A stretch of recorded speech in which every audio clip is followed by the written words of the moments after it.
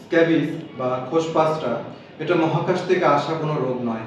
অনেকে বলছেন যে একটা অচেনা রোগ এসেছে, অনেকে বলছেন করোনা টিকা দেওয়ার কারণে একটা রোগ এসেছে। তো আসলে এটা সঠিক নয়। এই রোগ অতীতে ছিল, এখন আছে, ভবিষ্যতেও থাকবে। এখন কথা হলো তাহলে এটা ভালো হচ্ছে না কেন, কেন এটা ছড়িয়ে গিয়েছে? এটার প্রধান কারণ হচ্ছে এই রোগের যে ওষুধগুলো, পারমেথ্রিন জাতীয় ওষুধ বা ক্রোটামিটন জাতীয় যে ওষুধগুলো বা বিবিএল যে লোশনগুলো, এটা যখন আমরা সাজেস্ট করি, আমরা বলি যে রোগীর পাশাপাশি বাড়ির সবাইকে ব্যবহার করতে হবে।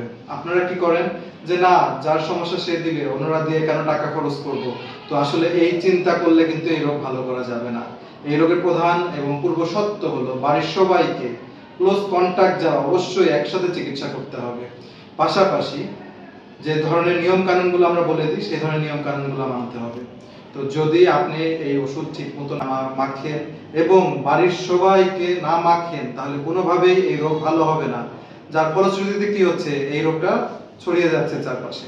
তো এটা আসলে এই করোনার কারণেও নয়, মহাকাশ থেকে আসা কোনো রোগ নয়, এটা আপনার আমার দোষে এই রোগটা ছড়িয়ে যাচ্ছে, ভালো হচ্ছে না।